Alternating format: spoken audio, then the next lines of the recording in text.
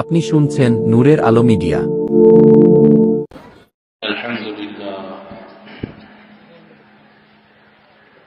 আলহামদুলিল্লাহ নাহমাদুহু ওয়া নাস্তাঈনুহু ওয়া নাস্তাগফিরুহু ওয়া নু'মিনু বিহি ওয়া নাতাওয়াক্কালু আলাইহি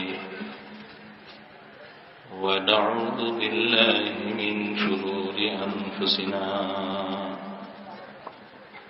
ওয়া মিন সাইয়্যাতি আ'মালিনা। من يهده الله فلا مضل له ومن يضلله فلا هادي له ونشهد أن لا إله إلا الله وحده لا شريك له ونشهد أن سيدنا ومولانا محمدا عبده ورسوله. أما بعد فاعوذ بالله من الشيطان الرجيم. بسم الله الرحمن الرحيم.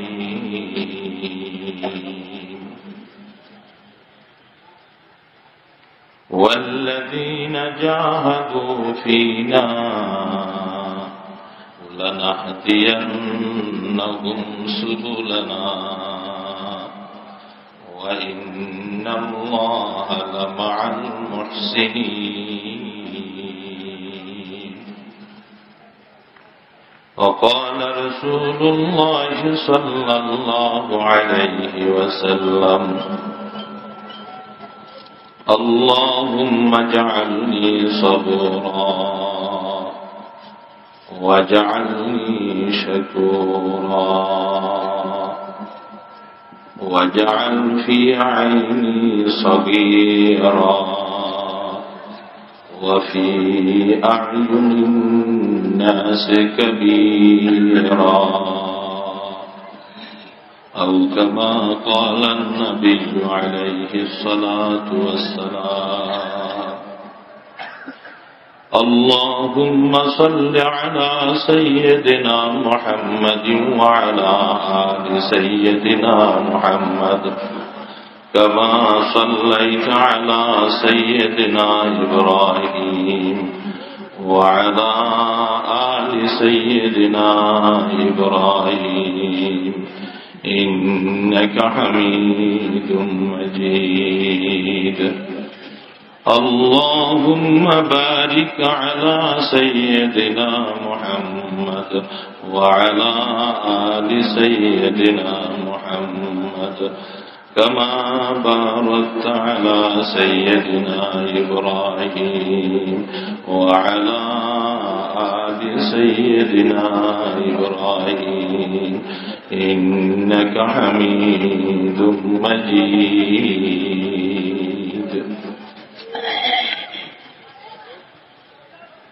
निहायत काबिल एहतराम हजरात उलमाए किराम, मुरब्बियान निज़ाम, नेककार दीनदार मुसलमान भाईरा, আল্লাহ রাব্বুল আলামিনের দরবারে শুকর আদায় করছি, যিনি মেহেরবানি করে আমাদেরকে ঈমানের উপরে এ পর্যন্ত হায়াতে বাঁচিয়ে রাখলেন। শুকর আদায় করি আলহামদুলিল্লাহ।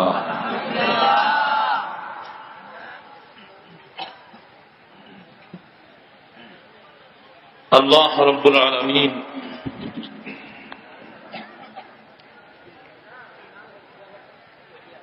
যাকে ভালোবাসেন তাকে আল্লাহ পাকের নাম নিবার তৌফিক দান করেন।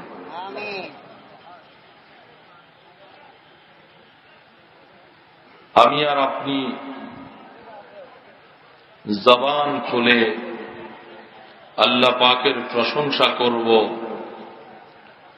এই ক্ষমতা দেওয়ার মালিক একমাত্র আল্লাহ। তিনি যদি কাকেও ক্ষমতা না দেন জবান খুলে আল্লাহ বলার শক্তি কারো থাকবে না। যেহেতু আমরা আল্লাহ পাকের প্রশংসা করলাম, আল্লাহকে আল্লাহ বলে ডাকার তৌফিক পাইলাম, নিশ্চয়ই এতে বোঝা যায় যে আল্লাহ পাক আমাদেরকে তৌফিক দিয়েছেন, তা না হলে আমরা বলতে পারতাম না।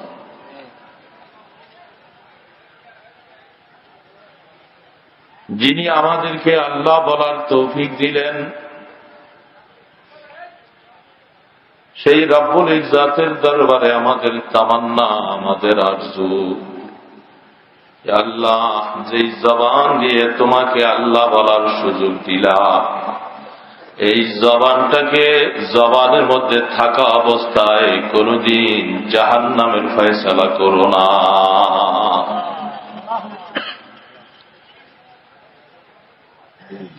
যারা তোমাকে আল্লাহ বলার সুযোগ পায় না, তোমার মতো মাবুদকে রব বলে ডাকার তৌফিক পায় নাই, যারা তোমাকে সেজদা করার তৌফিক পায় নাই, ওই সমস্ত কাফের মুশরিক যারা, তাদের বেলায় তুমি গোসা প্রকাশ করবা, তোমার শাস্তির জায়গা জাহান্নাম রাখছ। আল্লাহ, ইমানদারকে তুমি কেমন করে জাহান্নামে পাঠাইবা? এই জন্য দরখাস্ত তোমার কাছে, আল্লাহ মেহেরবানি করে আমাদেরকে জাহান্নাম থেকে মুক্তি দিয়ে দাও।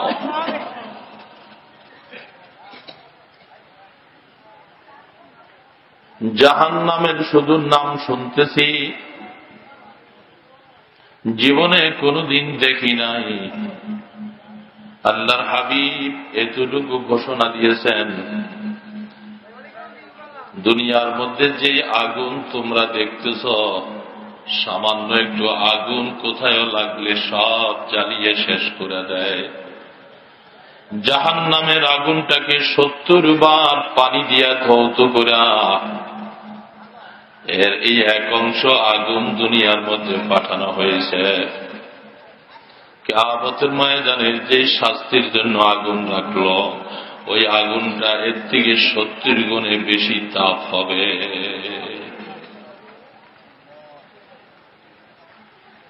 এই জন্য হযরত মাইনুদ্দিন চিশতি রহমতুল্লাহ আলাইহি, খাজা আজমিরি রহমতুল্লাহ আলাইহি, আমাদের এই চিশতিয়া খানদানের মধ্যে যার নাম আছে, তার মুর্শেদ খাজা ওসমান হারুনি রহমতুল্লাহ আলাইহি, যার দরবারে মাইনুদ্দিন চিশতি রহমতুল্লাহ আলাইহি 20টা বছর সময় কাটাইছেন। 20 বছর ওই দরবারে থাকল। মাইনুদ্দিন চিশতি রহমতুল্লাহ আলাইহি খাজা ওসমান হারুনি রহমতুল্লাহ আলাইহির দরবারে রাত্রি ঈশার নামাজের সময় সামান্য কিছু মানুষ মসজিদের মধ্যে এলান করলেন, আমি একটা পরীক্ষামূলক কথা তোমাদেরকে বলবো। আগামীকাল যে ওসমান হারুনির পিছনে ফজরের নামাজ পড়বে, আল্লাহ পাক তাদের জন্য জান্নাতের ফয়সালা করবে।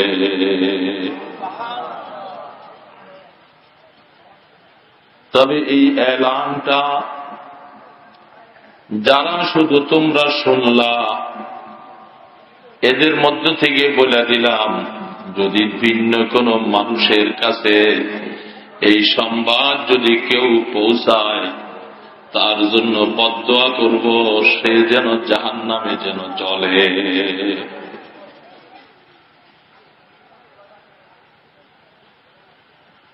ফজরের নামাজ যারা পড়বে তারা জান্নাতে যাবে, কিন্তু এই ঘোষণাটা যদি কেউ মানুষের কাছে খবর পৌঁছায়, সে জাহান্নামে যাবে।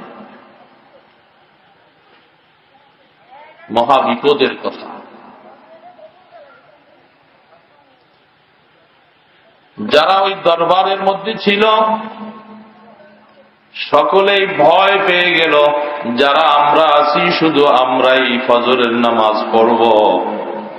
কিন্তু মনে চাইছিল এই ঘোষণাটা বাহিরের মধ্যে গিয়েও মানুষকে পৌঁছাই, কিন্তু বলছে যদি বাহিরে এই খবর কেউ যদি পৌঁছাও তোমার ঠিকানা জাহান্নামে হবে।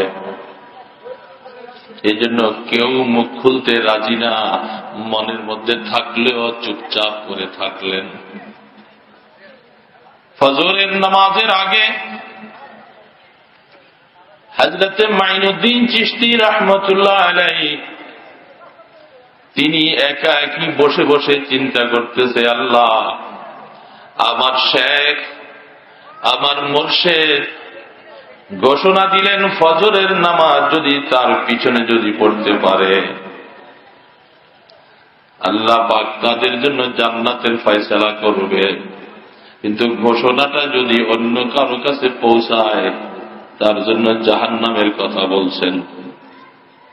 তিনি মনে মনে চিন্তা করলেন, এত বড় একটা সুবর্ণ সুযোগ, ফজরের নামাজ যদি হযরতের পিছে পড়ে আল্লাহ জান্নাত দিবে বলে তিনি দোয়া করবেন। এমন একটা সুবর্ণ সুযোগ আল্লাহর হাবিবের উম্মতেরা হারিয়ে ফেলবে, আর ঘোষণাটা কারো কাছে জানানো যাবে না, এটা তো হতেই পারে না। আমি মাইনুদ্দিন চিশতি জাহান্নামে যদি জ্বলা লাগে আমি জ্বলব। আমি হাজার হাজার মানুষকে এই ঘোষণাটা দিয়ে দিব, কে আছো তোমরা খাজা ওসমান হারুনির পিছনে ফজরের নামাজ পড়বা, দোয়া করবে আল্লাহ তোমাদের জন্য জান্নাতের ফয়সালা করবে। শেষ রাত্রে উঠা চতুর্দিকে মহল্লায় ঘুরে কারা পারবে রে জান্নাত পাওয়ার জন্য সুবর্ণ সুযোগ, খাজা ওসমান হারুনির পিছনে ফজরের নামাজ পড়বা। এলান করেছে, শতে শতে মানুষ ফজরের জামাতের সময় নজর করে দেখে মসজিদে জায়গা হয় না, আশপাশে মানুষে ভরপুর হয়ে গেল। নামাজের সালাম ফিরাইয়া ওসমান হারুনি বলতেছে, কে তুমি? এই এলানটায় মানুষকে খবর পৌঁছাইলা, আমি না বলছিলাম এই খবর যদি মানুষের কানে পৌঁছে তার জন্য জাহান্নামের ফয়সালা হবে। এই লোকটা কে? কেউই স্বীকার করে না, মাথা ভয়ে নিচের দিয়ে দিয়ে রাখলো। হযরত মাইনুদ্দিন চিশতি রাহমাতুল্লাহ আলাইহি থরথর করে কাঁপে দাঁড়িয়ে বলতেছে, হযরত আমি এই কাজটা করছিলাম সকালবেলা, তুমি কেন করলা? তুমি কি জানো না ওই ঘোষণা? মাইনুদ্দিন চিশতি রাহমাতুল্লাহ আলাইহি বলে, হযরত আমি জানছি, বুঝে শুনেই আমি এই কাজটা করলাম। আমি চিন্তা করলাম আমার মতো খাজা মাইনুদ্দিন যদি আমি একজন এরকম জাহান্নামে জ্বলে যাই কোনো আপত্তি নাই, হাজারো মানুষ তো তারা জান্নাতওয়ালা হয়ে যাবে।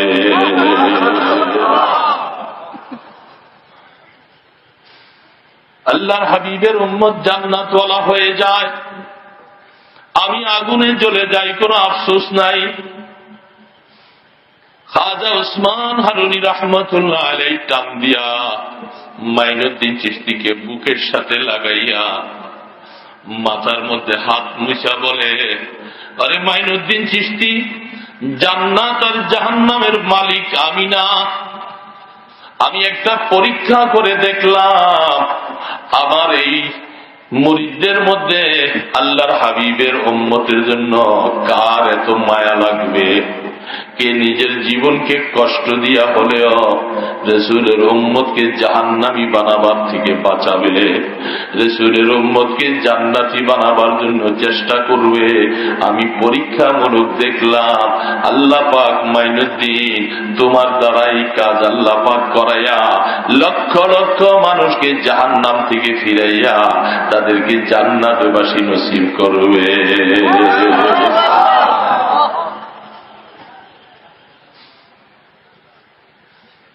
আমাদের বহু বুজুর্গানি দিনদের জীবনী দেখা যায়, কোন একদিন ইশকের দরিয়ার মধ্যে আইসা হযরত রশিদ আহমদ গঙ্গোহী রহমতুল্লাহ আলাইহি আল্লাহ পাকের কাছে দরখাস্ত করতেছে, আল্লাহ আল্লাহ তুমি আমি রশিদ আহমদ শরীরটাকে এত মোটা বানাইয়া দাও, তোমার 7 জাহান্নামের মধ্যে ফেললে যেন আর একটা জায়গাও না থাকে, আমি এত মোটা হইয়া জাহান্নামে জ্বলবো, তোমার হাবিবের উম্মতেরা যেন জান্নাতবাসী হয়।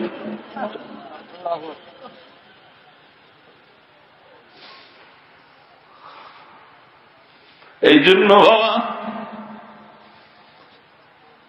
রাসূল পাক সাল্লাল্লাহু আলাইহি সাল্লাম এই উম্মতের জন্য এত কষ্ট আর এত কষ্ট পেয়েছে, বারবার করে আল্লাহর কাছে দোয়া করলেন, আল্লাহ কিয়ামতের ময়দানে আমার বেশি উম্মত হবে আর আমি আমার উম্মত গুলাকে জান্নাতে যাব, আমার নবীর কাছে গর্ব লাগবে। রাসূলের উম্মত জাহান্নামের দিকে চলে গেলে খুশি হবার কথা নয়, খুশি হবার কথা নয়। কেমন করে আল্লাহর হাবিবের একটা পথ হারা উম্মতকে তার সাথে লাগাই দেওয়া যায়? আপনার সামনে আমার সামনে হতে পারে সেই লোকটা এখন দিশে হারা, ভুল করেছে, এদিক সেদিক চলাফেরা করে, আমার আল্লাহকে আল্লাহ বলে ডাকে না, মসজিদের পথ সে চিনে না। বাবা তুমি যদি আল্লাহ রসুলকে ভালোবাসো, আমার আল্লাহকে যদি ভালোবাসো, এই বান্দার হাতে ধরে পায়ে ধরে এই লোকটাকে যদি মসজিদের দিকে রাস্তা দেখাইয়া দিতে পারো, আমার আল্লাহ পাকের দিকে তাকে রাস্তা দেখাইয়া দিতে পারো, কিয়ামতের ময়দানে এই উসিলায় আমার আল্লাহ তোমাকে মাফ করে দিবে।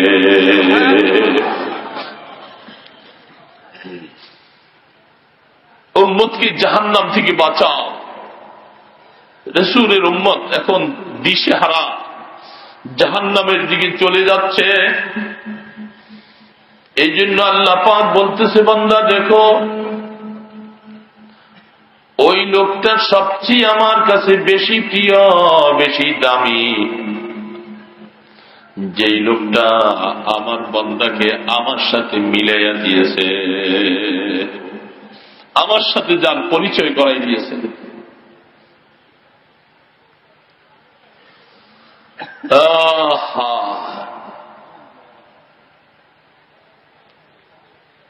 হযরত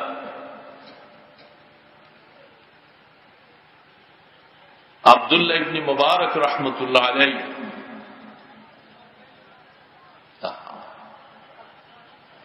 দেখেন, মানুষ যদি একটু জান্নাতের দিকে যাওয়ার যদি আরজু থাকে, মনের মধ্যে যদি তার একটু স্বাদ থাকে, একটা মানুষ ভালো ইবাদত করে, সে করতে পারে না কিন্তু মনের মধ্যে আরজু, আহা আমি যদি এইরকম ইবাদত করতে পারতাম। এই শুধু দিলের মধ্যে আরজু থাকলেও আল্লাহ পাক তার স্থান এত উঁচা। আব্দুল্লাহ ইবনে মুবারক রাহমাতুল্লাহ আলাইহি একটা গোলাম ছিল, তার সারাদিন গোলামি করে। আব্দুল্লাহ ইবনে মুবারক রাহমাতুল্লাহ আলাইহি যিনি ইমাম বুখারীর উস্তাদ, ইমাম বুখারী রাহমাতুল্লাহ আলাইহির উস্তাদ, কত বড় আলেম, কত বড় আল্লাহওয়ালা, যার জীবনী আল্লাহু আকবার, আকল হয়রান হয়ে যায়, কেমনে এত ইবাদত করেছেন। তার একটা গোলাম, গোলামকে তিনি আব্দে মুকাতাব বলা হয়, বলছে তুই যদি কিছু কিছু করে টাকা সংগ্রহ করে আমাকে দিতে পারস, তাহলে তোরে আমি আজাদ করে দেব। তো গোলাম সে চিন্তা করছে, আমি সারাদিন মালিকের কাজ করি, টাকা কোথার থেকে সংগ্রহ করব? এই জন্য একটা সহজ রাস্তা সে নিয়েছে।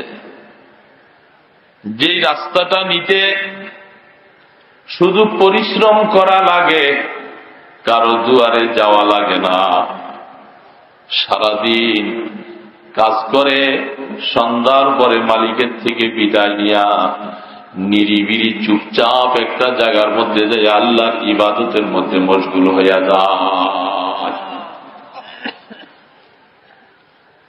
একটা পুরাতন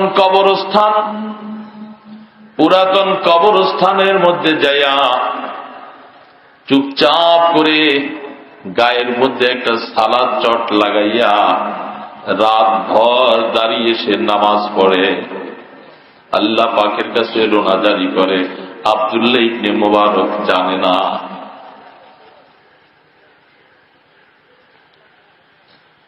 কিছু কিছু মানুষ আব্দুল্লাহ ইবনে মুবারকের কাছে আইসা শিকায়ত করেছে, তোমার যে গোলামটাকে তুমি টাকা সংগ্রহের জন্য বললা, ওই গোলাম কোথায় যাও তুমি জানো কিনা? বলে, না আমি তো জানি না। বলে, সেই গোলামটা কবরস্থানের মধ্যে যাইয়া মুর্দারের কাফন চুরি করে তোমার টাকা সংগ্রহ করার জন্য।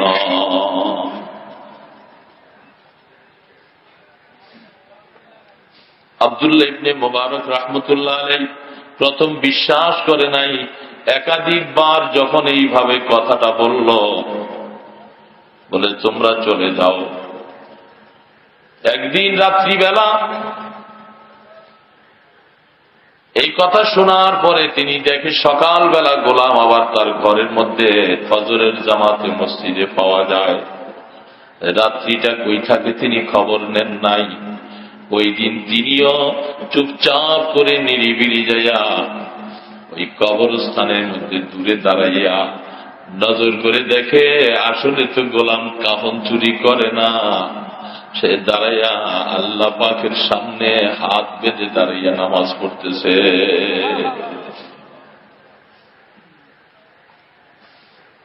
নামাজ পড়ে লম্বা লম্বা সেজদা করে, রুকু করে, নামাজ শেষ করে ফজরের আজান যখন হয়ে গেল, গোলাম দৌড়ে আইসা নতুন ওযু করে মসজিদের ভিতরে ঢুকে গেল।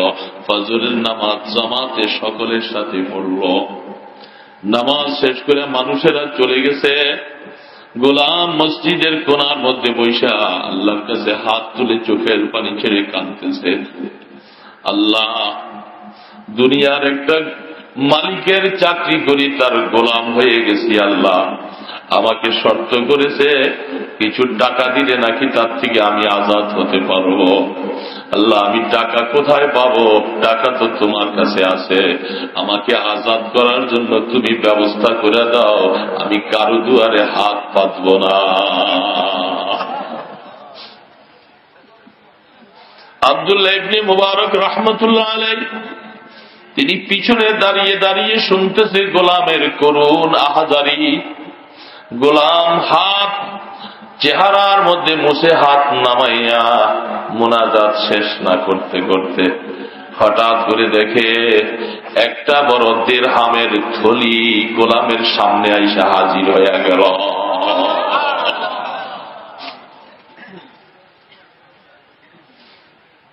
আব্দুল্লাহ ইবনে মুবারক রাহমাতুল্লাহ আলাইহি পিছনে সরে তার কামরায় চলে গেলেন। গোলাম মসজিদ থেকে দিরহামের থলি নিয়া মনের মধ্যে খুশি, বহুদিন পর্যন্ত মানুষের গোলাম, আল্লাহ পাক আমাকে মানুষের গোলাম থেকে আজাদ হওয়ার ব্যবস্থা করলো। আল্লাহ বাকি জিন্দেগিটা তোমার গোলামি করে কাটাইবার সুযোগ হলো। হযরত আব্দুল্লাহ ইবনে মুবারক রাহমাতুল্লাহ আলাইহি তার সামনে যখন দিরহামের থলি নিয়ে যায়, হযরত আব্দুল্লাহ বলতেছে, কিসের টাকা? বলে, হুজুর আপনি না বলছিলেন আমাকে আব্দে মুকাতাব বানাইছিলেন, টাকা দিতে পারলে আজাদ করে দিবেন, আমি এই টাকাগুলি নিয়ে আসছি। বলে, টাকা কোথায় পাইলেন? টাকা আমার আল্লাহ আমাকে দিয়েছে। আব্দুল্লাহ ইবনে মুবারক রাহমাতুল্লাহ আলাইহি বলতেছে, হে বুঝে আসছে আপনার অবস্থা, আমার বুঝে আসছে, আপনার টাকাও আমার দরকার নাই, আপনাকে আমি আল্লাহর ওয়াস্তে আজাদ করে দিলাম। যতদিন আপনি হায়াতে বেঁচে থাকেন আমি আপনার হুকুম মতো চলবো, আপনি আমার পীর আর মুর্শিদ হয়ে যাবেন।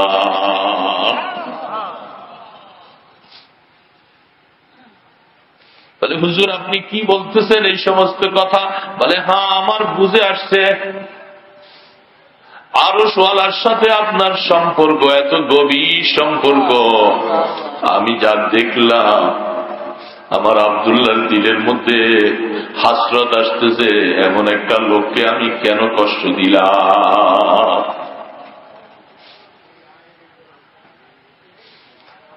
গোলাম হযরতের সামনেই কথা শোনার পরে তার চোখগুলি বড় হয়ে গেছে। আহ করে আল্লাহ পাকের কাছে একটা ফরিয়াদ করলেন, গো আল্লাহ, মানুষের কাছে প্রকাশ হওয়ার জন্য তো তোমাকে সেজদা করি না। আল্লাহ, মানুষের কাছে প্রকাশের জন্য আমার সেজদা না, আমার সেজদা একমাত্র তোমার জন্য। ইন্না সালাতি ওয়া নুসুকি ওয়া মাহইয়ায়া ওয়া মামাতি লিল্লাহি রাব্বিল আলামিন। আল্লাহ, জীবনের নামাজ, রোজা, হজ, যাকাত, ওয়াজ, নসিহত যা কিছু খোদা, এগুলি মানুষের জন্য না, এগুলি একমাত্র তোমাকে রাজি করার জন্য। তুমি রাজি না হলে, মানুষ রাজি হলে, মানুষ বাহবা বললে আমার কি লাভ হবে? আল্লাহ, মানুষের বাহবার জন্য নয়, একমাত্র তোমাকে রাজি করার জন্য, তোমাকে রাজি করার জন্য।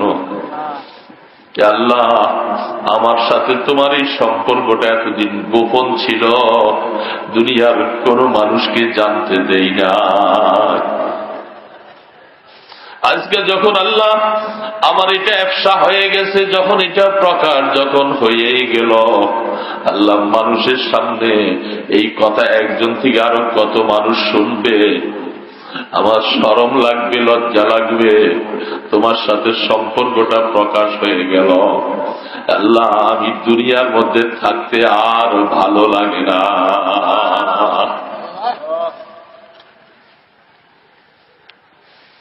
ফরিয়াদ করলেন, আল্লাহ পাক সাথে সাথে দোয়া কবুল করা তার বন্ধুকে আল্লাহ তার কাছে উঠাই নিয়ে গেল। যা বলে তাই শুনে, যা বলে তাই শুনে। মাল্লাহুল মাওলা ফালাহুল কুল। আল্লাহ, তোমার বান্দাদের জীবনীতে এই অবস্থায় দেখা যায়। হযরত আব্দুল কুদ্দুস গাঙ্গুহি রাহমাতুল্লাহ আলাইহি সামনে বসে বসে কিছু কথা বলতেছে। কোন একদিন শিষ্যের সামনে বলে, আল্লাহ পাক আল্লাহর বান্দাদের জন্য জমিনকে অনেক সময় ছোট করে দেয়, রাস্তা চলতে থাকে জমিনকে আল্লাহ খাটো করে দেয়। বলে হুজুর এটা আবার কেমন কথা? বলে বহু আল্লাহর বান্দারা যারা মাগরিবের নামাজ ভারতবর্ষে পড়ে, ঈশার নামাজ তারা হেরেম শরীফে গিয়া পড়ে। হুজুর এগুলি কি কথা? বুঝে আসে না? বলে বুঝে আসা দরকার নাই। কেমন করে বুঝে আসবে? বলে বুঝে তোমার আসবে না, যেটা বাস্তব জিনিস সেটা বুঝে আসার জিনিস, এটা দেখাইয়ে দেওয়া যায় না, এটা বুঝার বিষয়। বলে কি বুঝবা? বলে তুমি আমার গলাটার মধ্যে এইভাবে ধরো, চক্ষু বন্ধ করে দাও, আর আমার সাথে সাথে আল্লাহ আল্লাহ জিকির করবা। আমি বলার আগ পর্যন্ত চক্ষু খুলবা না। আল্লাহু আকবার। হুজুরের গলার মধ্যে ধরলেন। হযরত গাঙ্গুহি রাহমাতুল্লাহ আলাইহি আল্লাহ পাকের জিকির করতেছে, আল্লাহ আল্লাহ আল্লাহ আল্লাহ আল্লাহ আল্লাহ আল্লাহ আল্লাহ আল্লাহ আল্লাহ আল্লাহ আল্লাহ জপতেছে। বলে চক্ষু খোলো। চক্ষু খুলে নজর করে দেখে বাইতুল্লাহ ঘরের সামনে হাজির।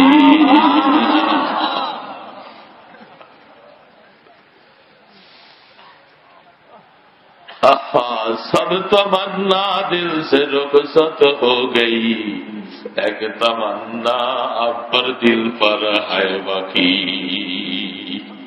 सब तमन्ना दिल से रुखसत हो गई, अब तो आजा अब तो खलावत हो गई। আল্লাহ বলে সব আরজুই তো দিলের থেকে বাইর করলাম, একটা আরজু আমার অন্তরে এখনো বাকি। বলে সেই আরজুটা কি? আরজুটা হলো আল্লাহ তোমাকে কলবে জায়গা দিতে চাই, তুমি আমার কলবে জায়গা লয়ে নাও।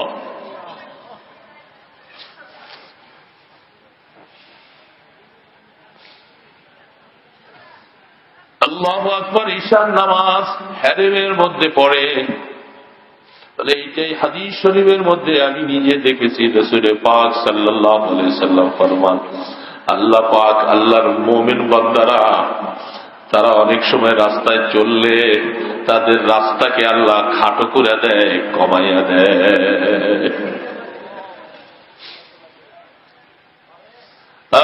আমাদের ওস্তাদ মুফতি আহমদুল হক সাহেব রহমতুল্লাহ আলাইহি হযরতের কাছে আল্লাহু আকবার হাদিস পড়েছিলাম। হযরতের বাড়িতে আমরা কাজ করতে গেলাম, তখন যাতায়াতের এত ভালো ব্যবস্থা নাই।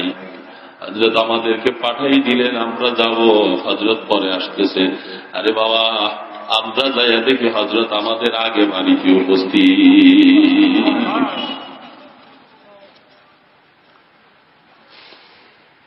কেমনে হয়? আমরা চক্ষু খোলা থাকলে দেখি, যাদের সাথে আরশওয়ালার সাথে সম্পর্ক তারা চক্ষু বন্ধ করলে দেখে। দুইটা দেখা একরকম না। দেখার মধ্যে আল্লাহর রাসূল বলতেছে, আরে খবরদার খবরদার দুনিয়ার মানুষেরা, জমিনের মধ্যে আবার কতগুলি উম্মত আছে। আমার আল্লাহ পাক ডাক দিয়া বলে, আমার বহু বান্দা আছে, তারা জমিনের মধ্যে যখন চলে তারা তাদের অন্তরের মধ্যে আমার একটা নূর থাকে, তারা সেই নূর দিয়া সব কিছু দেখে। ইয়ানজুরু বিনূরিল্লাহ।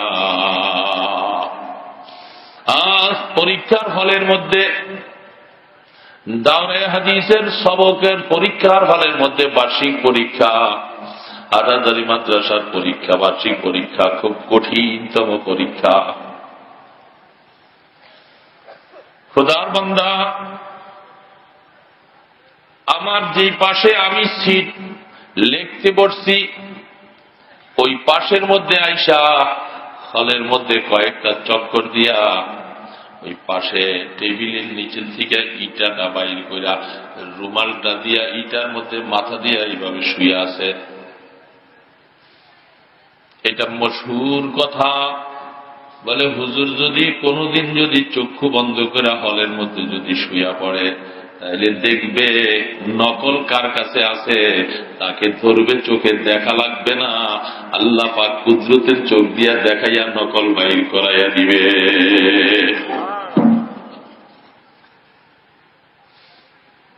শুনতাম শুধু এটা, নিজের চোখে সেদিন দেখলাম পাশে হযরত এইভাবে রুমালটা দিয়া শুয়ে আছে।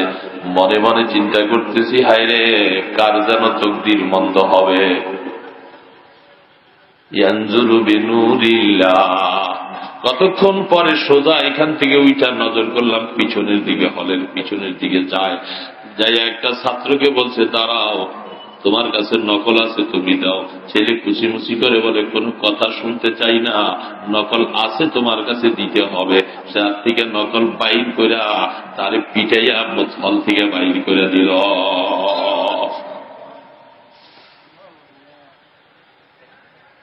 ঘুমাইল, ঘুমের থেকে উঠা দেয় নকল ধরে। এটা কেমন করে হয় এটা বুঝে আসে না। বুঝে আসবে আল্লাহ ওয়ালাদের জীবনী তালাশ করলে, তাদের জীবনী পড়লে বুঝে আসে, আকলে বুঝে। আল্লাহু আকবার, এটা আসলে বাস্তব অবাস্তব না, অবাস্তব না। মেহনত আল্লাহ পাকের জন্য যদি করা যায়, এই জন্যই তো দেখা যায়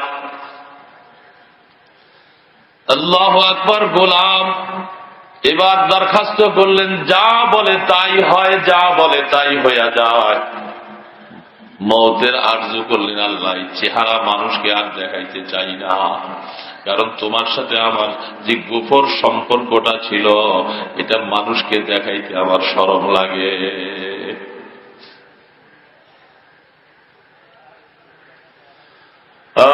ইত্তাকু ফিরাসাতাল মুমিন ফাইন্নাহু ইয়ানজুরু মিন নূরিল্লাহ। আল্লাহ রাসূল বলতেছে, আল্লাহ পাক বলতেছে, খবরদার ওই মুমিনদের ফেরাসাত থেকে তোমরা বেঁচে থাকো, কারণ তারা অন্তর্দৃষ্টি দিয়া তারা দেখে। এই জন্য বলতেছিলাম যে আল্লাহ রাব্বুল আলামিন, আল্লাহ পাকের সব বান্দাদেরকে আল্লাহ যদি মাফ করে দেয়, আপনার আমার জান্নাতের কমি হবে না। বাবা, কারো সাথে বেকা চোখ দিয়া দেখার কোন শর্ত কথা নাই। আল্লাহ সবাইকে মাফ করে দেয়, সবাই বলুন আমিন। আল্লাহ সবাইকে মাফ করে দেন, আপনার আমার জান্নাতের কমি হবে? আল্লাহ রসুল বলছেন, এমন পরিবারে বিবাহ করো যেই পরিবারের মধ্যে সন্তান বেশি হয়, কারণ কিয়ামতের ময়দানে আমার উম্মত বেশি হবে, আমি বেশি উম্মত নিয়ে জান্নাতে যাব। আল্লাহ রসুল কত খুশি, কত আরজু। আহা, রাসূল পাক সাল্লাল্লাহু আলাইহি সাল্লাম এত কষ্ট করার পরেও, এত কষ্ট উম্মতের জন্য, আল্লাহর হাবিবের যে চেহারার মধ্যে মাছি বসে না, মশা বসে না, রাস্তা দিয়া হেঁটে যায়, মেঘ আইসা যার মাথার মধ্যে আবর দিয়া ছায়া দিতে থাকে। আল্লাহু আকবার। হযরতে আব্দুল্লাহ রাদিয়াল্লাহু তাআলা আনহু উহুদের যুদ্ধের আগের দিন রাত্রিবেলা একমাত্র সন্তান, পুত্র সন্তান হযরতে জাবের রাদিয়াল্লাহু তাআলা আনহুকে ডাক দিয়া বলে, আব্দুল্লাহ, তোমার বাবা তোমাকে ডাকতেছে, যাবেন, এদিকে আসো। আব্বা বলে, আগামীকাল আল্লাহর হাবিবের সাথে উহুদের যুদ্ধের মধ্যে যাব। আমার দিলের মধ্যে এমন একটা সাক্ষী আসতেছে, যারা আগামীকাল উহুদের যুদ্ধে শহীদ হবে তাদের মধ্যে তোমার বাবা আব্দুল্লাহ সর্বপ্রথম শহীদ হবে।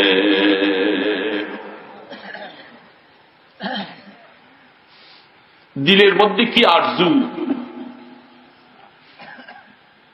আল্লাহ রসুল তিনি স্বপ্নে দেখছিলেন 70টা তাজা গাভী রসুল জবাই করতেছেন, খাবের মধ্যে তিনি দেখলেন।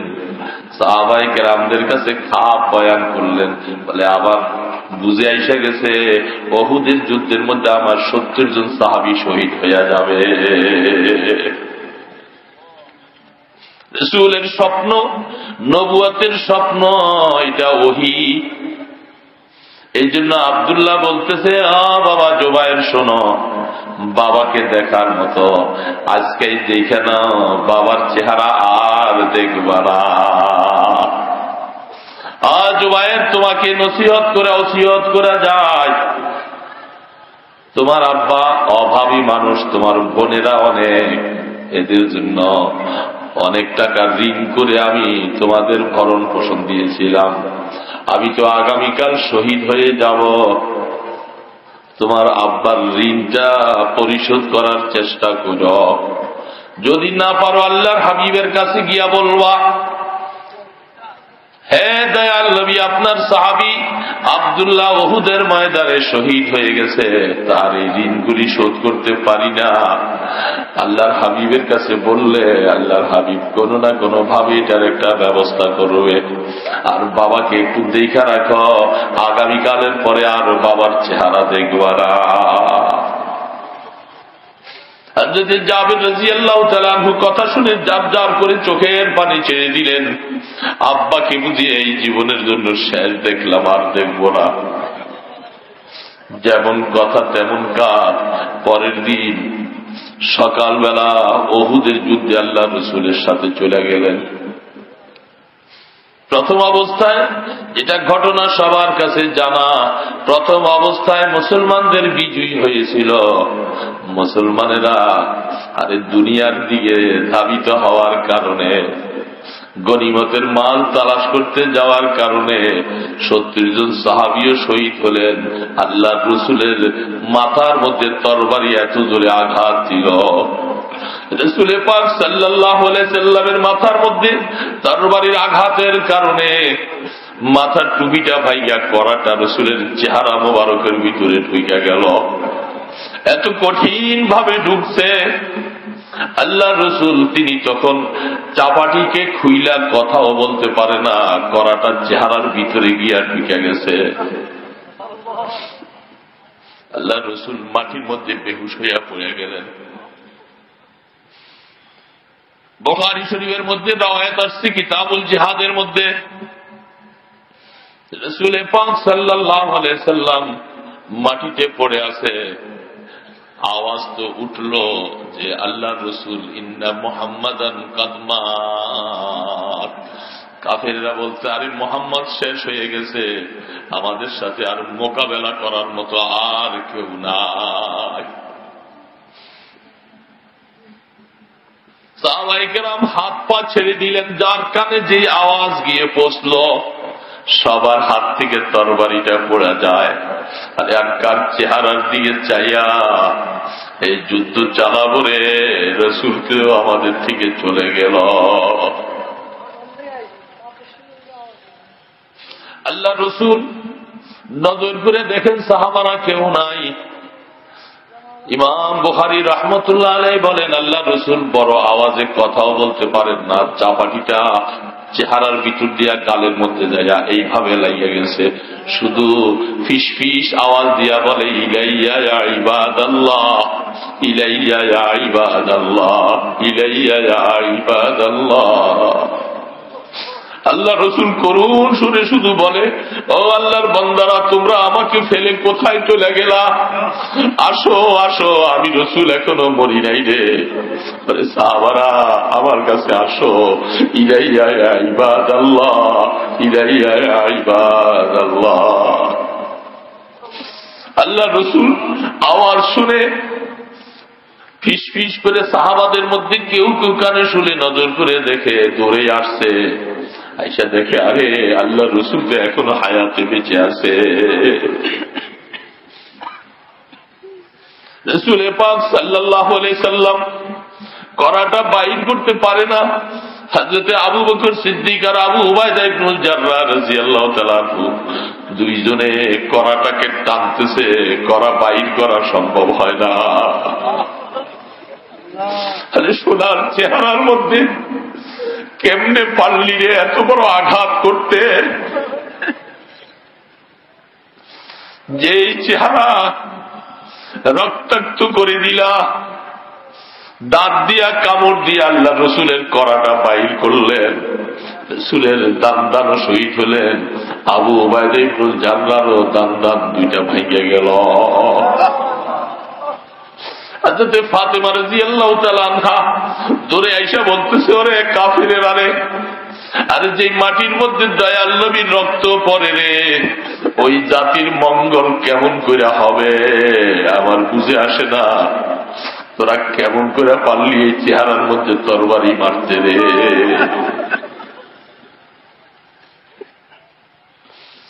রাসূল পাক সাল্লাল্লাহু আলাইহি সাল্লাম হাদিস শরীফের মধ্যে লেখে, পানি দিয়া বারবার ধুইতেছে, রক্ত বন্ধ হয় না। হযরতে ফাতেমা চাটাই কুইরা বারবার করে ক্ষতের মধ্যে দেওয়ার পরে রক্ত বন্ধ হয়। আল্লাহ রসুল বলতেছে, আরে হিম্মত হারাইও না, ও সাহাবারা, নতুন ভাবে উদ্যম নিয়ে আল্লাহর জাতির উপরে ভরসা করে আবার লড়াই শুরু করো। এই অবস্থার ভিতরে আল্লাহু আকবার লড়াই শুরু করতে যায় আল্লাহ পাক মেহেরবানি করে আবার পুনরায় উহুদের যুদ্ধের মধ্যে বিজয়ী দিলেন। এই বিজয়ী হওয়ার পরে আল্লাহ রসুল বলে, দেখো আমি যে স্বপ্নে দেখছিলাম আমার 70টা সাহাবী শহীদ হয়ে যাবে, তালাশ করে দেখো লাশগুলি কোথায় আছে, এগুলি সব আমার সামনে আইনা হাজির করো। আল্লাহর হাবিবের সামনে সারিবদ্ধ করে উহুদের ময়দানে এইভাবে লাশগুলাকে যখন সারি করে শোয়া রাখছে, দয়াল নবীর চোখে দিয়া জার জার করে পানি পড়ে। আরে আমার সামনে আমার সাহাবীগুলি তাজা রক্ত এইভাবে বেয়ে চলছে রে। আল্লাহ রসুল সহ্য করতে পারে না, লাশ গইনা গইনা দেখে 68টা লাশ হয়েছে। সাহাবারা বলেন, ইয়া রাসূলুল্লাহ, লাশ 68টা পাইলাম। আল্লাহ রসুল বলেন, না, আরো 2টা লাশ আছে। নবীর ওহী, নবীর স্বপ্নটা এটা ওহী, এটার ভুল হতে পারে না। কারণ 68টা লাশ গণায় পাইলা, আরো 2টা লাশ আছে, তালাশ করে দেখো। তালাশ করতে করতে পাহাড়ের পাদদেশে যাইয়া দেখে একটা লাশটাকে টুকরা টুকরা করে করে সেখানে রাখলো। কানকে এক টুকরা, নাক কাটছে আরেক টুকরা, গলা টুকরা, পা গুলাকে আরেক টুকরা, লজ্জাস্থান কাইটা আরেক টুকরা, এইভাবে করে করে রাখলো। মিলাইয়া নজর করে দেখে আপন কলিজার টুকরা আমিরে হামজা।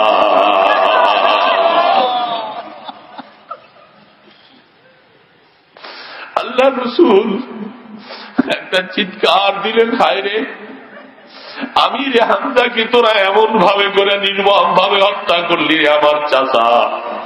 আল্লাহ রসুল তখন কসম করেছিলেন, তোমাদের কোন একটা লাশকে যদি আমি পাই, আমি 70টা টুকরা তোমাদের করব। আল্লাহ পাক পরবর্তীতে আল্লাহ রসুলকে ঘোষণা দিয়া বলেন, রহমতের নবী, আপনার জন্যই কসম করা ঠিক হয় না। কাফেরেরা আপনার চাচাকে টুকরা করেছে, আপনি কাফেরদের লাশকে 70 টুকরা করবেন, আপনার মতো রহমতের নবীর এই কসম করা ঠিক হয় না। আল্লাহ রসুল এই কসমের কাফারাও দিয়েছেন যে কেন, আসলে আমি তো রাগের বশীভূত হইয়া সহ্য করতে না পাইরা বইলা ফেলছি, কাফেরদেরকে পাইলে আমি তাদেরকে 70 টুকরা করব। আল্লাহ রসুল বলে, না না, এটা কোনোদিন করা যায় না। আমি রহমতের নবী কেমন করে তাদেরকে আবার এইভাবে মারব। আল্লাহু আকবার। লাশকে একত্রিত করে তৈরি করলেন, জানাজা পড়বে। এখনো বলে আরেকটা লাশ বাকি, আরো তালাশ করো কোথায় আছে। লাশ আরেকটা অবশ্যই আছে। একটা মহিলা চাদর পরিহিত অবস্থায় উহুদের প্রান্তে দাঁড়াইয়া আওয়াজ দিতেছে কথা বলার জন্য। সাহাবারা বলতেছেন, আরে মহিলা, তোমরা কেন আসছো উহুদের ময়দানে? মহিলা আসা নিষেধ। মহিলারা এই লাশ দেখলে তারা সহ্য করতে পারবে না। এই জন্য আল্লাহ রসুল বলছেন, মহিলাদেরকে এদিকে আসতে দিবা না, তাদের দিল নরম, তারা এদের লাশ দেখলে সহ্য করতে পারবে না। বলে যে আমি কেন আসছি, শুধু 2টা কথা দয়াল নবীর সাথে বলবো, আমাকে একটু 2টা কথা বলার অনুমতি দাও। বলে, কে তুমি? বলে, আমাকে চিনবেন না রসুল, গতকাল মসজিদের নববীর মধ্যে খেজুর ছিটাইয়া যার বিবাহ আপনি পড়াইছিলেন।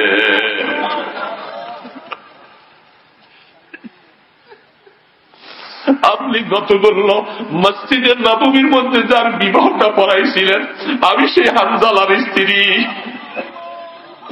আমার স্বামীকে আপনি বলছিলেন, হানজালা, তুমি নতুন বিবাহ করছো, তুমি উহুদের ময়দানে যাইও না।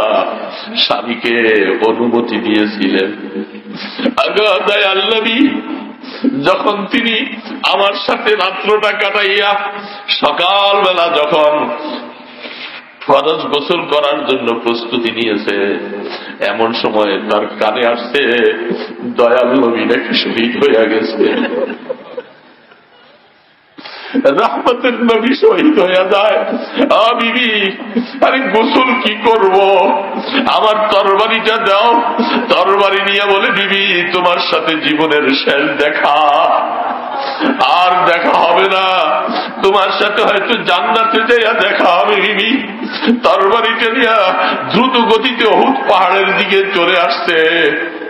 আমি শুনছি আমার স্বামীও নাকি শহীদ হইয়া গেছে। আমি এই কথাটুকু জানাইতে আসছি, আমার স্বামীর উপরে গোসল ফরজ ছিল, তাকে আপনি একটু গোসল দিবেন। দয়াল নবী, আমার মনে কোনো ব্যথা নাই, আমি কিয়ামতের ময়দানে শহীদের স্ত্রী হইয়া উঠব, এটা আমার জীবনে গর্ব, এইটা ছাড়া আমার কোনো দুঃখ নাই রাসূল। এই কথাটুকু বলবার জন্য শুধু আসছি। আল্লাহ রাসূল চার করে কাঁদে, আরে হানজালা তালাশ করে দেখো হানজালার লাশটা কোথায়। হানজালার লাশ পায় না। এমনি সময়ের মধ্যে আল্লাহ রাসূল দাঁড়ানো, আসমানের দিকের থেকে ফেরেশতারা একটা লাশ নিয়ে জমিনের দিকে আসতেছে। নজর করে দেখে লাশটা হানজালার লাশ।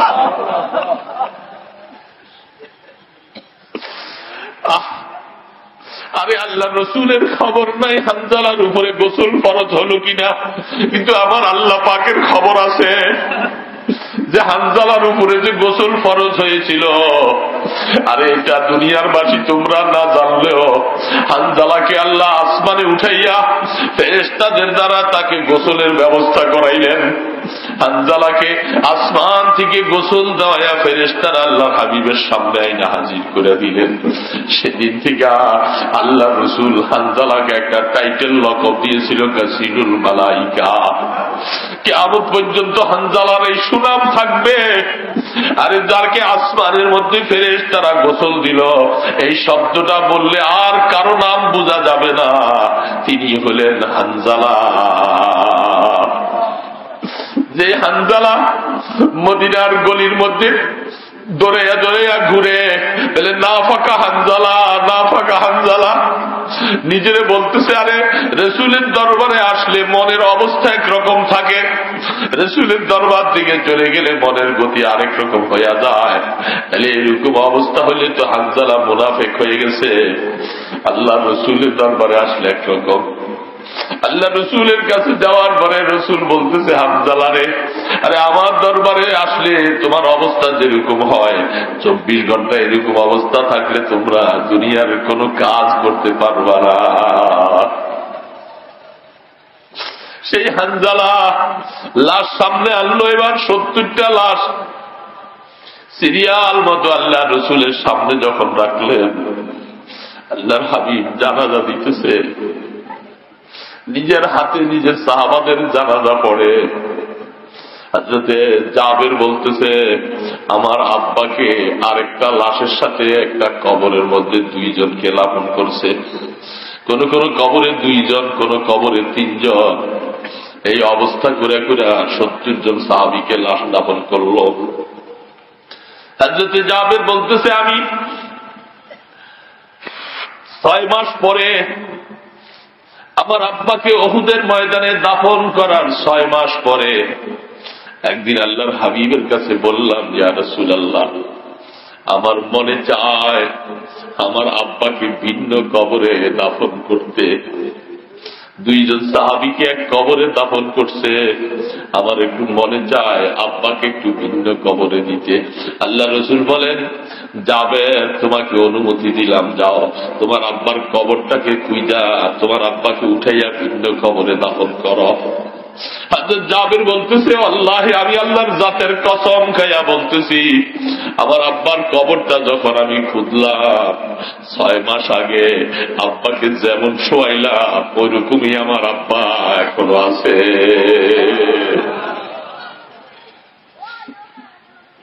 কাফেররা তার কান কাটছিলেন, সেই কান দিয়া রক্ত পড়ে। 6 মাস পরে যখন আব্বাকে আবার উঠাইতে চাইলাম, সেই কান দিয়া নতুন করে রক্ত বাইর হওয়া শুরু হয়েছে। জাবের বলতেছে, শহীদা তারা যে অক্ষত অবস্থায় মাটির মধ্যে আমি চক্ষে নিজে দেখলাম।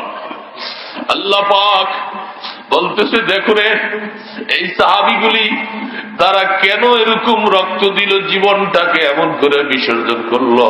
ওয়াল্লাযীনা জাহাদু ফীনা, যারা আমাকে দেওয়ার জন্য, আমাকে রাজি করার জন্য, আমাকে খুশি করার জন্য যারা এরকম মেহনত করবে, কষ্ট করবে, আল্লাহ পাক বলে নিশ্চিত মনে রাখো, তোমরা একটা রাস্তায় মেহনত করলা, আমি জান্নাতে যাওয়ার জন্য হাজারো রাস্তা তোমাদের জন্য খুলে দিব। তোমরা রাস্তা একটাই আসবা, আর আমি জান্নাতে যাওয়ার রাস্তা তোমাদের জন্য অগণিতগুলি খুলে দিব। তুমি যে রাস্তায় চলবা সেটাই তোমার জন্য সহজ লাগবে, আসান লাগবে। বাবারা, আল্লাহকে পাওয়ার জন্য কষ্ট করা লাগে। খোদার বান্দা ঘুম যাইতে পারে না, আরাম করতে পারে না, তারপরেও এত কষ্ট করে রাত্রে উঠার কি দরকারটা? রাত্রিতে উঠে আল্লাহু আকবার। আমাদের মরহুম নানুপুরি রহমতুল্লাহ আলাইহি, হযরত সুলতান আহমদ নানুপুরি রহমতুল্লাহ আলাইহি, ওনাদের সাথে চলাফেরা করে করে দেখলাম সফর করে, তারপরেও রাত্রিবেলা হইলে কোথা থেকে যেন চোখটা খুলে যায়, তাহাজ্জুদটা তাদের মিস হয় না। এই জন্য অবস্থা তাদের এমনটা হয়, আল্লাহকে পাওয়ার জন্য এত কষ্ট করতেছে, এই কষ্টের ফল এমন এই অবস্থা। মরবার আগে কলেমা পড়তেছে, আশহাদু আল্লা ইলাহা ইল্লাল্লাহু ওয়া আশহাদু আন্না মুহাম্মাদান আবদুহু ওয়া রাসূলুহু। মরবার সময় বলে, আব্বা ডাক্তার আনবো, বলে ডাক্তার আনা লাগবে না বাবা। এই কথা বলে আল্লাহ আল্লাহ আল্লাহ বলতে বলতে মাথা হেলাইয়া পড়ে গেল। এই তো মৌত। এশকে বা মুর্দা নবাসদ পায়দা, এশকে বা হাইয়ু বা কাইয়ুমেদা। আরে মহব্বত করবো তো জিন্দা আল্লাহর সাথে মহব্বত করবো। আর দুনিয়ার সব মুর্দা, ছেলে বলেন, মেয়ে বলেন, স্ত্রী বলেন, ভাই ব্রাদার বলেন, এদের সাথে আসলে দুনিয়ার সম্পর্কটা, কিন্তু কলবের সম্পর্কটা হবে আমার আল্লাহর সাথে। কলবের সম্পর্ক, কলব বানানেওয়ালাকে তালাশ করে, কেমন করে তার সাথে জাগা যাবে, তার সাথে সম্পর্ক। এই জন্য এগুলি দুনিয়ার হালাত। আল্লাহর আরেফেরা বলে, এই দুনিয়ার মহব্বত এগুলি সব মুর্দা, এগুলি কোনোদিন চিরস্থায়ী থাকবে না। কিন্তু হাইয়ুল কাইয়ুম যিনি, তার সাথে মহব্বত করলে এই লয়, এই জানের কোনোদিন আর ক্ষতি হবে না, এটা লয় হবে না, তার মুর্দাও হবে না। এই জন্য তাকে মহব্বত করতে হলে সিস্টেম অনুযায়ী মহব্বত করা লাগবে, মহব্বতের ধরন অনুযায়ী যাই। আল্লাহকে ডাকো, লা ইলাহা ইল্লাল্লাহ, লা ইলাহা ইল্লাল্লাহ, লা ইলাহা ইল্লাল্লাহ, মুহাম্মাদুর রাসূলুল্লাহ। আরে বাবা, একদিন নয়, 2 দিন নয়, 3 দিন নয়, 40 দিন পর্যন্ত লাগাতার আপনি এইভাবে করে আল্লাহ পাকের জিকির আজকার করতে থাকেন, মহব্বত করতে থাকেন, তাহাজ্জুদ করতে থাকেন। আল্লাহর জাতের কসম লাগে, 40 দিন পরে আপনি তাকাইলে আল্লাহর নূর দেখবেন। जिधर देखता हूँ अदर तू ही तू है, हजर में शजर में तेरी रंग वो है। আল্লাহ, চতুর্দিকে তোমার নূর বিরাজমান, তোমাকে বুঝতে বেশি দূরে যাওয়া লাগবে না। এই জন্য আল্লাহ পাকের বান্দা যখন আল্লাহকে ডাকতে থাকে, আবে বাজে আয়াদ আবে মানদার জোয়ে মান, বাজে আমদে শাহে মানদার কোয়ে মান। বান্দা আল্লাহকে ডাকতে ডাকতে ডাকতে ডাকতে যখন মজা লাগে বসে, তখন মনে হয় আল্লাহ যেন আমার সামনে, তাকে যেন জড়াইয়া ধরতে আমার কাছে ভালো লাগে, তাকে মায়া করতে ভালো।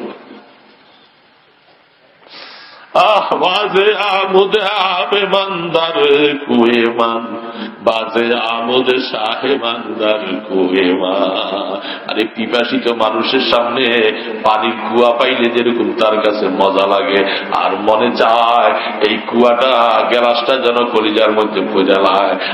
আল্লাহ বান্দা, আল্লাহকে ডাকতে ডাকতে যখন তোমার কাছে মজা লাগা শুরু করবে, তখন মনে হয় আল্লাহ তোমার সামনে, আল্লাহকে তুমি মায়া করতে তোমার কাছে ভালো লাগবে।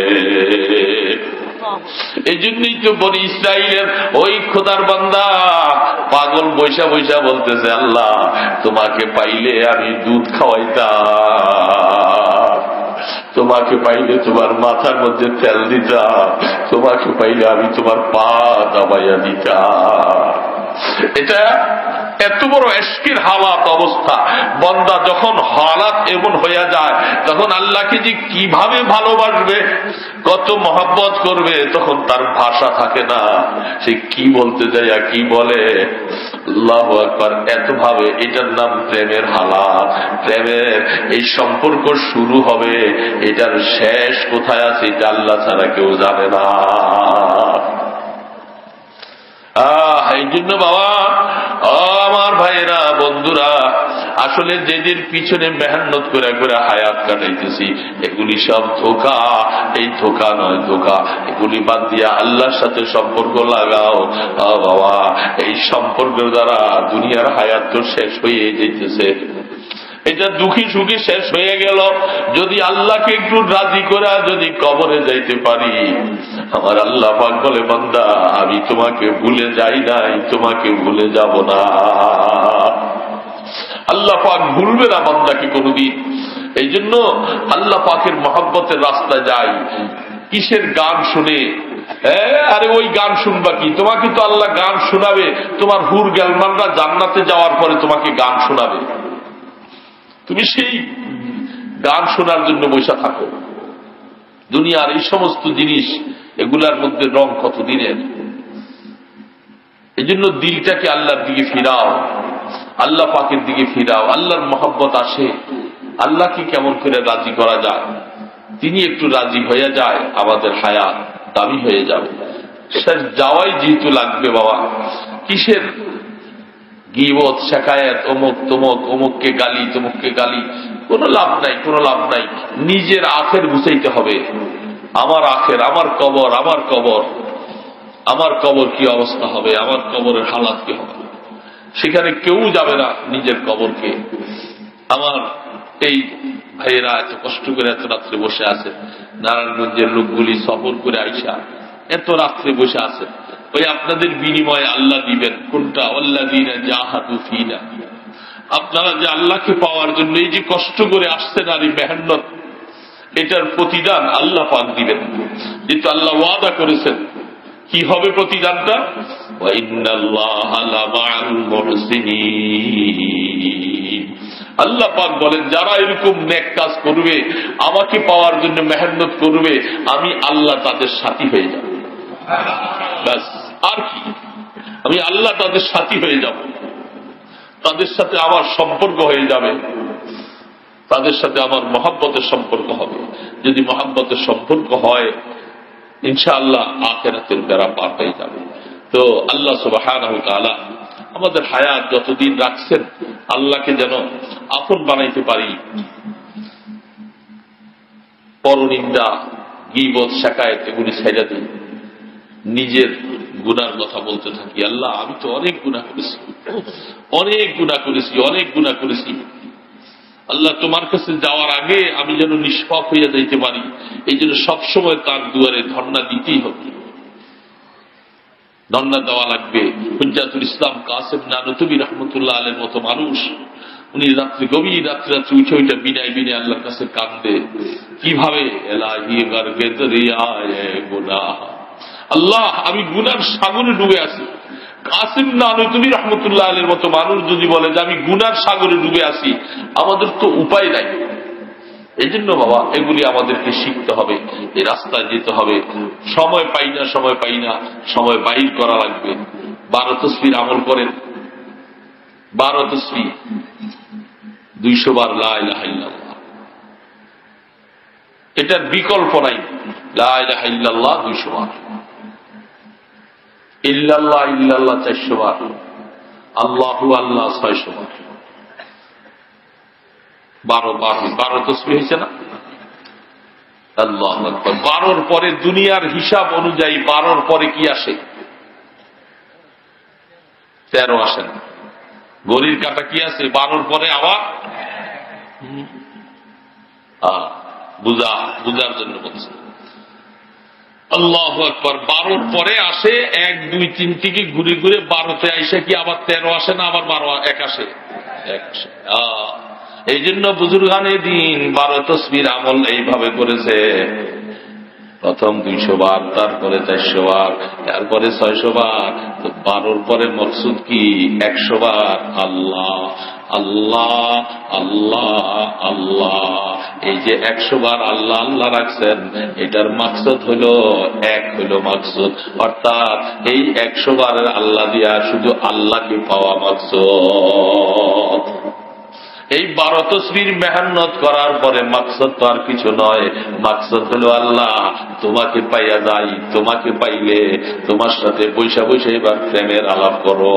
আল্লাহ আল্লাহ আল্লাহ আল্লাহ। এই জন্যই 12 তাসবির আমল লাগাইয়া এইভাবে পরবর্তীতে আরো 100 বার পড়া হয়। 12 পরে হলো মাকসদ হলো এক।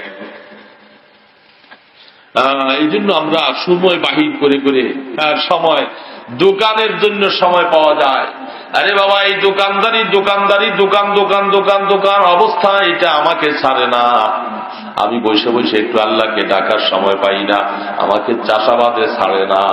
আজকে এখন যদি আমার মৌত হইয়া যায়, কালকে আমার দোকানের তালা বন্ধ থাকবে। তো আমার কি লাভ হবে? দোকানের তালা বন্ধ থাকলে আমার কি ক্ষতি? আমার কবর তো আমি, আমার কবরে আমার ছেলে মেয়েরা কেউ যাবে না, কেউ যাবে না। যাদের জন্য এই দোকান দোকান দোকান জমিন জমিন জমিন করতেছি, একটু সময় পাই না আল্লাহকে না পারি একটু আওয়াবিন পড়ার জন্য, একটু ইশরাক পড়ার জন্য, তাহাজ্জুদ পড়ার জন্য, একটু 12 তাসবির আমল করার জন্য সময় পাই না। আর সময় সব পাওয়া যাবে যখন শেষ হয়ে যাবে, তখন সব সময় আসবে। এই জন্য নিজকে চিনতে হবে, নিজকে চিনো। আল্লাহ পাক বারবার বলতেছে ওয়াফি আনফুসিকুম আফালা তুবসিরুন। নিজেকে চিনো বাবা, আর পরের গোলামি আর করো না। কতদিন পরের গোলামি করব? যা কিছু কাজ করতেছি এগুলা সব কিছুর অংশ। পিপিলিকায় পাবে, মশায় পাবে, কুকুরে পাবে, বিড়ালে পাবে, টিকটিকি পাবে, তেলা পোকায় পাবে। আপনার আমার কামার সব কিছুর মধ্যে এগুলি সব ভাগ বসাবে। পায় না তারা ভাগ? কিন্তু আমি বসে বসে আল্লাহকে ডাক, লা ইলাহা ইল্লাল্লাহ, লা ইলাহা ইল্লাল্লাহ মুহাম্মাদুর রাসূলুল্লাহ। এটার মধ্যে কারো ভাগ নাই, কারো ভাগ নাই। এটা শুধু আমার গোডাউনের মধ্যে জমা হবে। আল্লাহু আল্লাহ আল্লাহু আল্লাহ আল্লাহু আল্লাহ আল্লাহু আল্লাহ আল্লাহু আল্লাহ। আল্লাহকে ডাকো, দেখবা আমার আল্লাহ পাক মহব্বতের দরিয়া ছেড়ে দিবে, এমন ভাবে মহব্বতের রাস্তা খুলে দিবে। পরীক্ষা করে দেখেন, পরীক্ষা করে দেখেন। রাত্রিবেলা উঠবার জন্য খালেস নিয়ত করে শুইছেন, চক্ষুটা খোলে না, হঠাৎ করে দেখবেন আপনার চোখ খুলে গেছে। আর যদি নিয়ত করেন যে আমি উঠবো না, দেখবেন ফজরের নামাজ পড়তেছেন, খুব কষ্ট করে পড়া লাগবে। মাঝে মধ্যে একটু দেখেন না ওনার সাথে পরীক্ষা করে কেমন ভাবে মুআমেলাটা করে, তাতে বোঝা যাচ্ছে যেহেতু উঠার নিয়ত করে শুইলে যখন তিনি জাগাইয়া দেয়, তাহলে বোঝা যায় তিনি চায় যে গোলাম তুই উঠে উঠে আমাকে ডাক। এটা উনি চায়, নাইলে আমাকে ওই সময় ডাক দিয়ে উঠায় কেন? কেন আমাকে ডাকা উঠায়? কখনো আশিকের সুরত ধরে ডাকে, কখনো মাশুকের সুরত ধরে ডাকবে। হঠাৎ করে বলবে আপনার ফজরের নামাজ চলে যাইতেছে, চোখ খুলে ঘড়ির দিকে নজর করে দেখবেন আরে ফজরের নামাজ না, আসলে তাহাজ্জুদের সময় চলে যায়।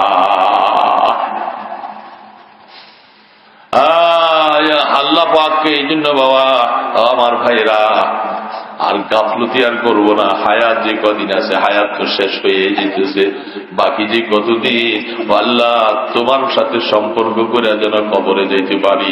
আর আল্লাহর বান্দা সবাইকে ভালোবাসবো, সবাইকে মহব্বত করব, কারোর সাথে দুশ্মনী নাই, কারোর সাথে কোনো হিংসা বিদ্বেষ নাই। দোয়া করবো আল্লাহ সবাইকে তুমি মাফ করে দাও, সবাইকে তুমি জান্নাতবাসী বানাইয়া দাও।